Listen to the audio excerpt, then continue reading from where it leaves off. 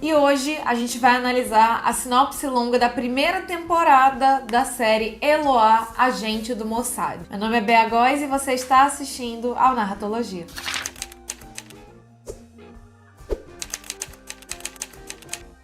Série de thriller político, ação e espionagem ambientado nos anos finais da Guerra Fria, com alguns elementos de ficção científica e terror, explora a complicada e pouco conhecida política israelense de caça a nazistas envolvidos com o Holocausto durante toda a década de 80. Foca principalmente na perseguição ao médico nazista Joseph Mengele por agentes de elite do Mossad, o serviço secreto de Israel. Já no final dos anos 60, geneticistas americanos começam a notar anomalias não aleatórias na segunda geração das cobaias humanas de Joseph Mengele, chegando à conclusão de que não fora apenas um sádico e estava realmente desenvolvendo um plano de pesquisa a longo prazo em epigenética. Podendo usar humanos em suas experiências, desenvolveu uma metodologia de engenharia epigenética em tempo recorde. E foi esse conhecimento que ele arrastou consigo durante toda a sua fuga da Europa para a Argentina. Quando o Mossad captura Adolf Eichmann, ele foge para o Brasil e procura secretamente proteção nos Estados Unidos, oferecendo registro de suas pesquisas como contrapartida. O serviço secreto americano a princípio não dá importância a pedido e ele fica alguns anos à sua própria sorte. Mas depois que o governo americano é alertado pelo grupo de cientistas de que Mengele tinha conhecimentos valiosos para os estudos epigenéticos, ele é levado para trabalhar com os geneticistas americanos. Para que nada vazasse, a CIA planta pistas falsas para desviar o foco dos serviços de inteligência mundiais. Em 85, montam um embuste das ossadas e encontradas em Embu das Artes de um suposto Mengele morto, afogado em 79. No final dos anos 80, Mengele torna-se improdutivo para o avanço das pesquisas que o notabilizam. Afasta-se do meio acadêmico e se dedica somente a causas ambientais. Para o governo americano, ele passa a representar o peso morto. E vivo ainda é a prova do embuste internacional plantado pelos seus agentes e o uso antiético que fizeram da ciência nazista e dos cientistas alemães durante a Operação Paperclip.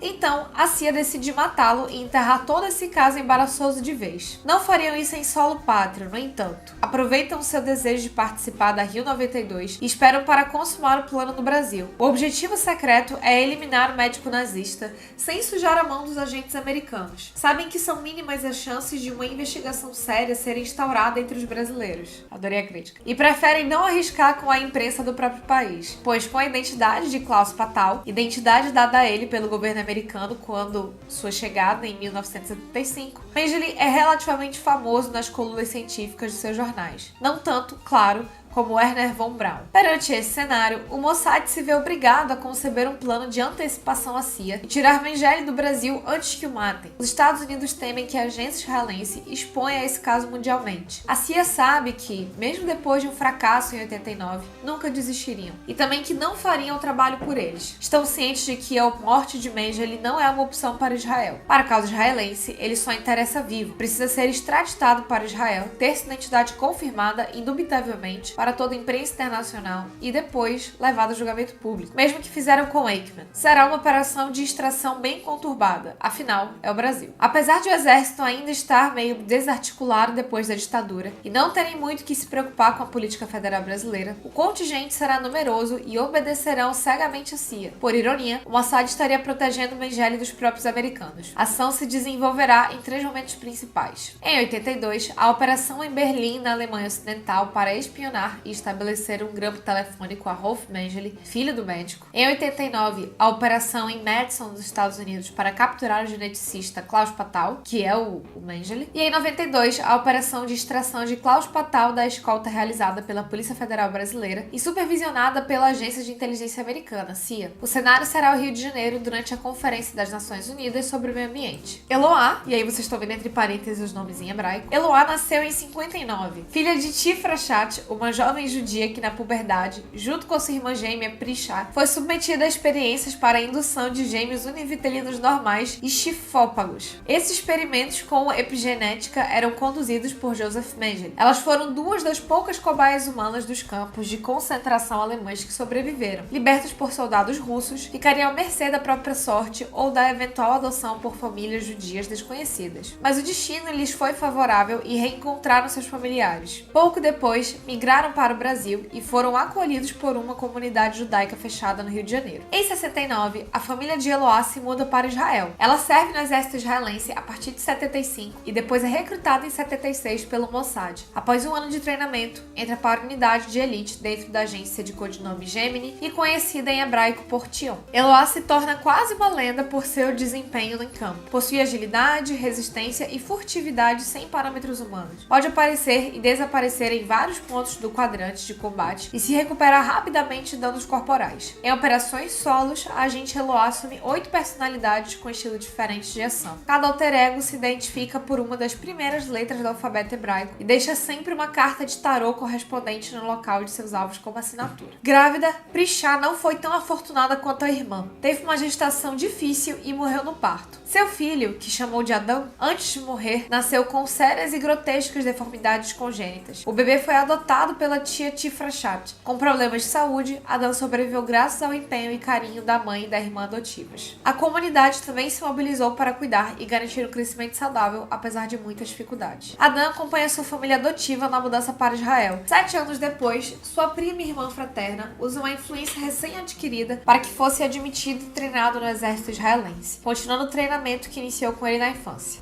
A exemplo da prima, logo depois entra para o Mossad, e um pouco mais tarde para a unidade de elite dentro da agência que passou a ser liderada por Eloá. Como agente, ele adota o codinome de Golem. Contudo, só é requisitado para atuar em situações insustentáveis. Sua aparição em campo é marcada pelo uso de força extrema e fúria insana. Apenas a intervenção de Eloá pode moderá-lo quando em ação. Você entende, sim? É muito interessante. E aí eu preciso elogiar seu projeto. Seu projeto é extremamente inovador. Extremamente inovador. Eu acho que ele tem um potencial de venda absurdo. Eu acho que seu projeto é muito bom, tem um potencial de venda muito grande. E eu não acho, pela sua escrita, você não parece ser um mau narrador. Só que a sua estrutura da sinopse tá completamente fora. Não é uma sinopse isso daqui. Isso daqui é um documento que fica só pra você, lá no seu perfil de personagem. Isso é backstory de personagem. Isso não é sinopse, isso não é storyline, tá? Então, a sua estrutura que precisa ser bem revista. Mas o seu projeto é muito interessante. Os temas que você traz são muito interessantes. Eu acho que o seu projeto tem um potencial de venda muito grande, mas eu acho que você precisa organizá-lo um pouco melhor na sua cabeça pra gente ver essa organização aqui no papel, aqui na sua sinopse.